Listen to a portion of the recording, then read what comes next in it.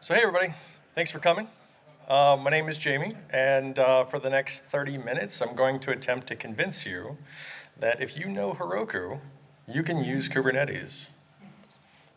And I know that's a lot like saying, if you can dodge a wrench, you can dodge a ball. And while I'm not going to throw any wrenches at people, unless you ask me nicely and provide the wrench, because I didn't bring any with me, hopefully I can convince you that this is not too clickbaity of a title. So, Kubernetes. You can abbreviate Kubernetes with K8S. It's a numeronym, starts with a K, ends in an S, and then there are 8 letters in between. You may have encountered this sort of naming convention with words like internationalization, abbreviated as I18N, or accessibility, abbreviated as A11Y. It's kind of funny because it actually points out the fact that internationalization is a 20-letter word. So, what is Kubernetes? Now, you may have heard it referred to as a container orchestrator or potentially a container scheduler, which sounds a lot like how functional programmers describe monads, right? A monad is a monoid in the category of endofunctors. Well, that doesn't tell me anything. It's not wrong to call Kubernetes a container orchestrator or container scheduler, but it also doesn't really explain a whole lot.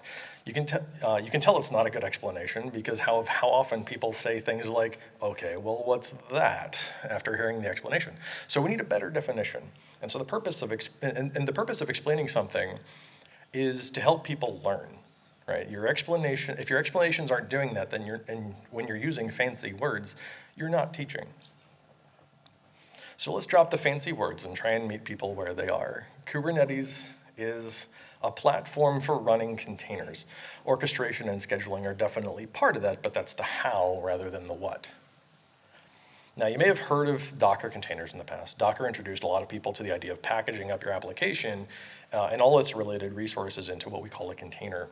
And a container is basically a tarball or a zip file containing anywhere from a single binary all the way up to a complete Linux operating system, minus the kernel. If you're curious about how they work, Liz Rice has a great talk about them from Container Camp 2016, where she live codes a primitive container in less than 100 lines of Go code. And so the summary for what containers are, is for the most part, it doesn't matter what particular Linux distro is running on the host or what packages it does or does not have installed. Your container has all the binaries and supporting files and whatnot so that it can run completely isolated from that host operating system, or effectively isolated from that host operating system. And so while containers are fundamental to these sorts of architectures, these scalable architectures, packaging a container is only part of the solution. We still need to be able to run them. And an application is only useful when it's running. And so that's what Kubernetes is doing. It's taking that container and actually running it. And how it does it is pretty interesting and surprisingly similar to how Heroku runs your dynos. In fact, if Heroku didn't exist today, Kubernetes might be something that you use to build it. Now, if you're familiar with Heroku, you likely already understand several concepts in Kubernetes, despite dramatically different vocabulary between them. For example, on Heroku, the unit of running software is called a dyno. In Kubernetes, that same concept is called a pod. There are some slight differences between them, especially in more complex Kubernetes architectures with things like sidecar containers. The main difference you'll see, though, is that while Heroku automatically provides the computing resources along with the dyno, right, you get the CPU and the RAM along with it, Kubernetes requires that you set up a pool of nodes beforehand to assign your pods to. And this is what the scheduling part of the container scheduling that I mentioned earlier. Scheduling is what Kubernetes calls assignment of pods to nodes.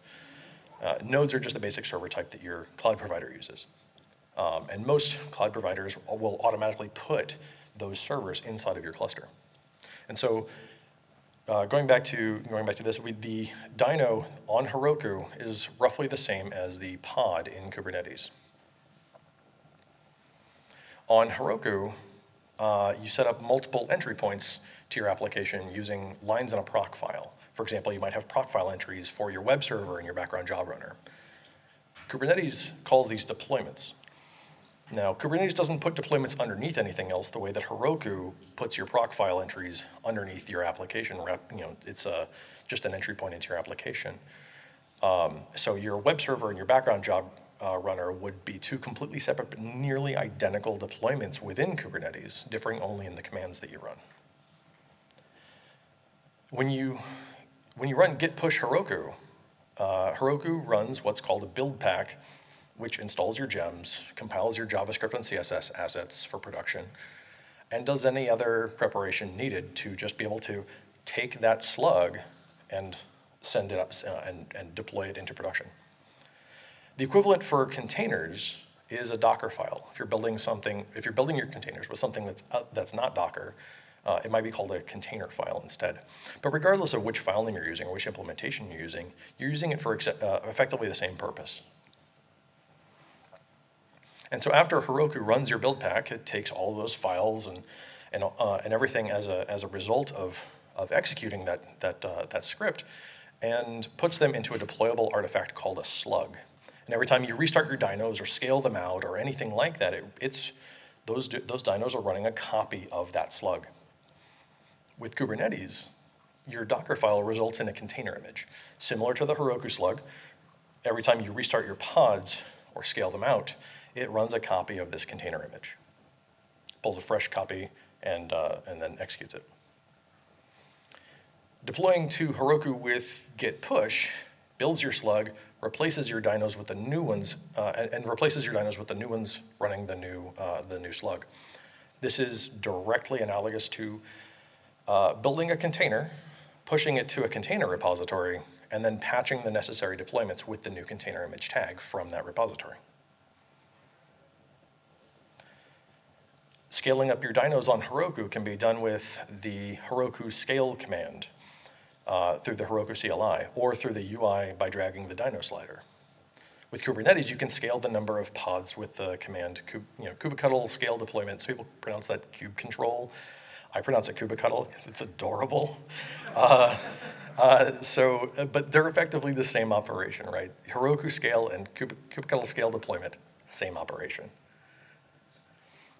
When you need to restart your dynos for any reason, you run the Heroku restart command.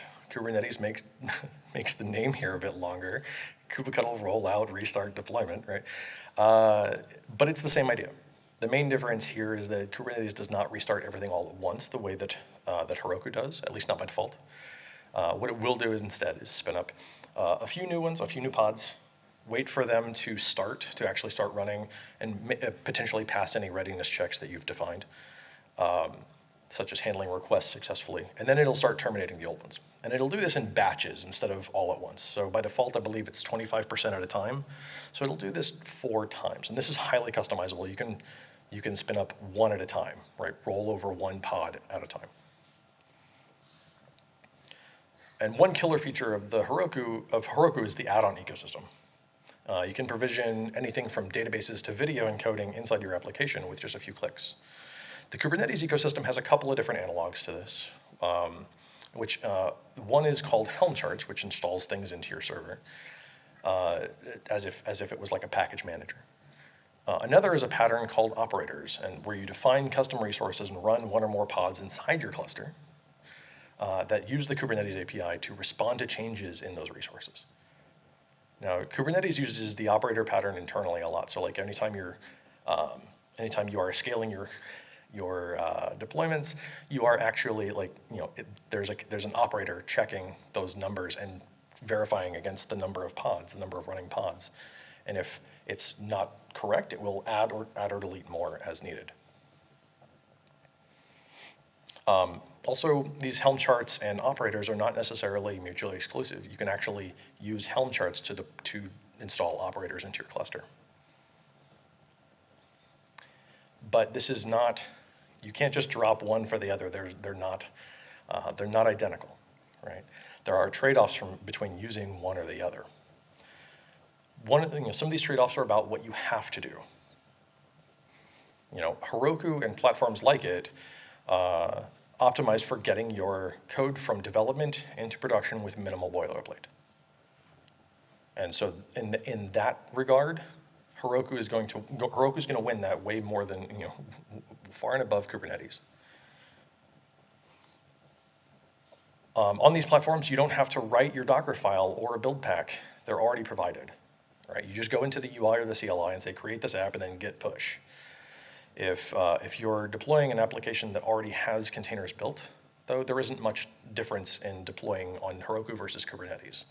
And also, this is also similarly true if you're running CI. Once you have CI set up, your interface to deploying is still the same. You're git pushing to GitHub or GitLab or wherever you have your code hosted. And then your CI is taking care of all the details of deploying. Database upgrades. Sometimes this can be a pain on some of these platforms. And if you're using something like AWS RDS or any of the other managed platforms on other managed databases on other platforms, you might have a bit easier of a time than doing the same thing on Heroku. Another trade-off is about what another set of trade-offs is about what you can do. One of them is, for example, how much can you dig in? When so much of the operations side is abstracted for you, they may ultimately also be encapsulated from you, which potentially gives you little to no visibility into what's going on. If you've used Heroku, you may be familiar with trying desperately to figure out why something isn't working and just start restarting dynos and moving things around. Whereas a platform like Kubernetes can actually show you what's going on. But again, that extra visibility may be a bit overwhelming, and that's what's also one of the strengths of platforms like Heroku and similar ones. I already said that. Another is, what does it take to close off services to the public internet? I don't know if Heroku gives you that option. I'm seeing people shaking their heads. Apparently not. So basically, when you're running something on Heroku, you may not be able to cordon it off from the public internet and just have it available to internal services that you're running. And another is price. This is a trade-off in either direction, depending on how far you want to take it. I'm not going to get too far into that. That's dangerous. But speaking of dangerous, we're now going to do a live demo. We're going to deploy a Rails app to Kubernetes from my iPad. So we're going to get weird, right? So I've already got my Kubernetes cluster spun up on DigitalOcean just because it's easy. It's already running.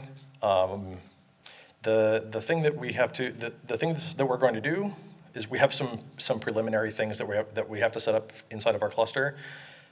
For example, we're doing ingress, which is going to be able to route requests into our cluster from outside of it. So anything from the public internet, so that anybody can use it. This is not necessary, but I'm just installing it as a flex. Cert Manager, this is going to let us automatically provision TLS certs. This thing that I wrote myself, which means it may or may not work, so let's cross our fingers. And then some things that are specific to DigitalOcean load balancers, for example, validating TLS certs. We have to add a couple of annotations, and then we are going to run this, install this, define this cluster issuer. Almost nothing in here is specific to the cluster that I've just provisioned. None of it is specific to the Rails app that I'm going to install. Right. This is all. Most of this is relatively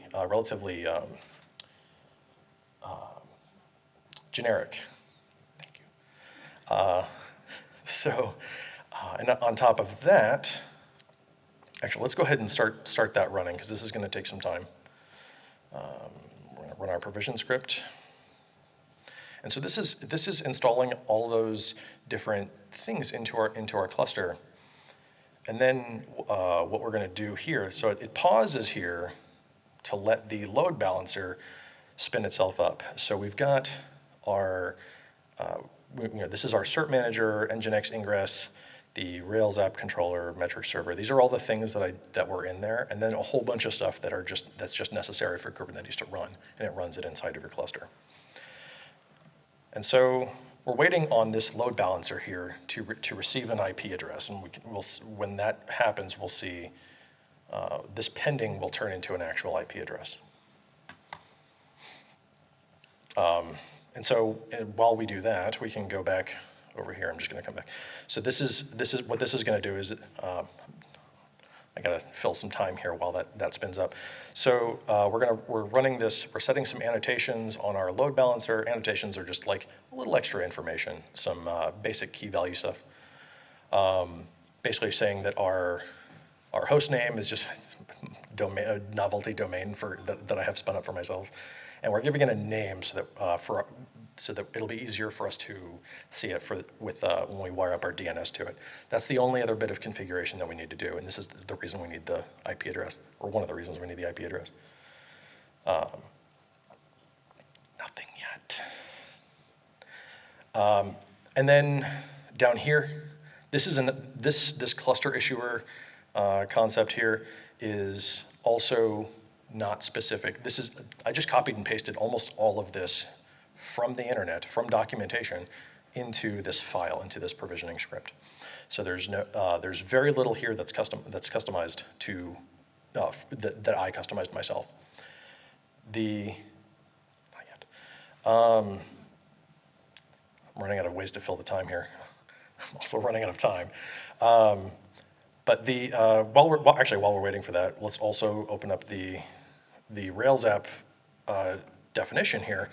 Now, notice we've got this abstraction called a Rails app. I don't know if you can read it very well, but basically this concept here, like this is not something that Kubernetes understands natively. This is provided by that operator that I wrote.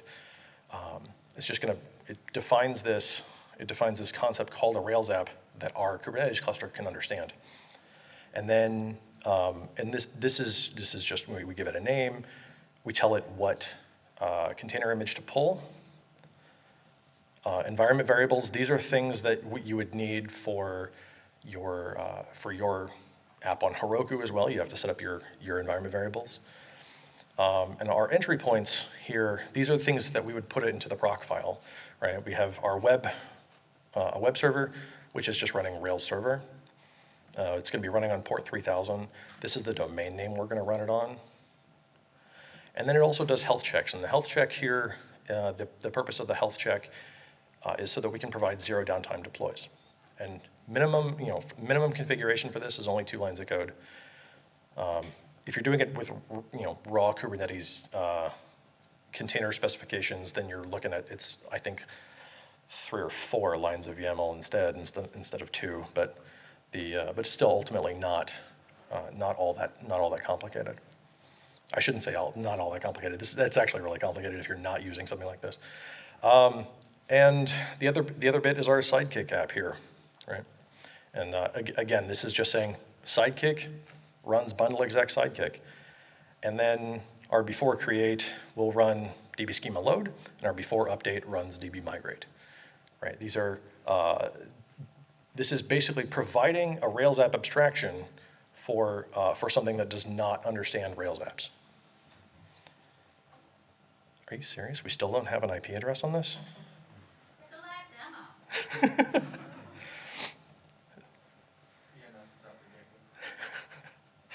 So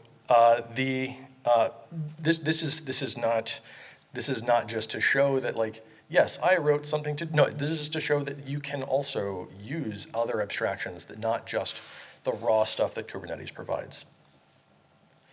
So I'm going to just double check my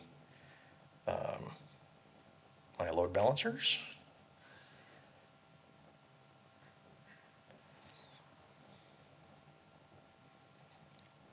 Oh, this is going to get embarrassing. Oh, this is great. telling us, this is what I'm going to check, now I'm going to check this, also helpful. May you are so encouraging. We go through all the time. It's worth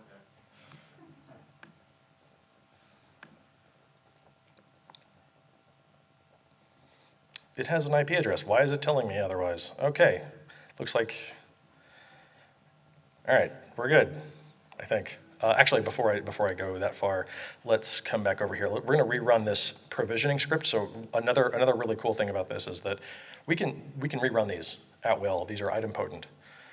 So it's gonna check all these things. Like, cool, it's fine, and then I can just hit when it pauses, for the pause that I added in there in that script, I just hit enter and go through it. So now that we have that configuration, what we're going to do is we're going to come over here and we're going to set up our DNS. I always put it at 60 seconds when I don't know what I'm doing. And we're going to apply this one to the exact same one, same thing, 60 seconds. Now, the Rails app, now since I've done that, basically everything at, my domain that I've defined and all of its subdomains are now going to point at my load balancer. So I can take this this domain here, and it will automatically provision all these things that I need. So we're going to say kubectl apply -f Rails app, and then what that will do is it will spin up the before create task that we had, which is going to run our DB schema load. Unfortunately, this also takes an undefined amount of time, so I may have to fill more time. So what this is going to do is once it actually gets the container up and running, it will then run the DB schema load, and then after it finishes, it will start spinning up. Oh, there we go, it's running. It will then spin up our web and Sidekick entry points, and also this HTTP solver. This is for cert manager, which will provision our TLS certs. And now that is, the HTTP solver is still running, so. Now we can come over here. This is probably not going to work right off the bat, so I'm going to wait and give it a sec. We can check on our certificates over here. And it says that the TLS certificate, we can see here that ready is false. So the TLS is not available for it yet. And we can actually look and see what's going on. We can find out there's an order resource that we can look at.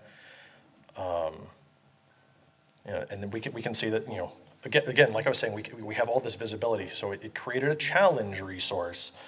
Like, okay, cool, what's a challenge? It does a challenge response to validate this TLS cert to make sure that you own the domain. And this, unfortunately, looks like it's not going to work. I may not have waited long enough for some of this stuff to propagate, but if it would have worked, it worked several times when I was rehearsing this talk. It's entirely possible that I overdid it on Let's Encrypt, and Let's Encrypt is rate limiting me. Entirely possible. So, but that is a quick kind of like overview of how you would deploy a Rails app how you might deploy a Rails app to Kubernetes very simply. I apologize that the TLS did not totally work. Again, like that is the nature of demos. Are there any questions? Question in the front. Yes, probably. So the question the question was that this dashboard for Kubernetes, this terminal-based dashboard, is pretty wild. And was there a dog emoji? And yes, there was, because it's called K9s, which is a play on K8s, right? K9s, dogs. The question was, because the Sidekick process, or the Sidekick pod does not have health checks inside of here, where, it's just the name and the command being run. How does it not get killed? If there are no health checks, it is assumed that it is healthy as long as it is running. As soon as the process is terminated if it crashes or anything like that, Kubernetes will spin it right back up. So, any other questions? The question was, I have my environment variables embedded directly into the file. Is there a way to do encrypted storage? There is. You would need to install something like Vault to do encrypted environment variables. Kubernetes does have a concept called secrets, but they're not encrypted. They're just base 64 encoded. You can because it's a separate type of resource. You can control access to it. You can use it in production. But it's not at rest. But no, it's not properly encrypted. No. The question is, if you have a Heroku app already, what is the smallest thing that you need to do to get it running on Kubernetes? The big one is to write a Docker file to be able to compile those containers, and then once you have that container, shove it up exactly like I did with this. Hopefully your TLS certs will work a little bit better. Because a lot of the things that Heroku talked about, and this is actually something I meant to put in my slides, and I appreciate you asking this question because I totally forgot to put them in there, is that Heroku introduced the concept of a 12-factor app, right? And so with Kubernetes and that whole ecosystem, they call that cloud native instead. They're not a one-to-one mapping of terms, but a lot of the things that Heroku talks about with the 12-factor app is a big part of what cloud native means. So a lot of overlap. I do have one more minute. Oh yes, the comment was that you can use build packs to build containers now. That's right. The cloud native build packs is a big new push for inside the Cloud Native Computing Foundation to make that transition from platforms like Heroku that use build packs to containerized environments. And that is all the time that I have for today. I appreciate every one of you for coming to the talk.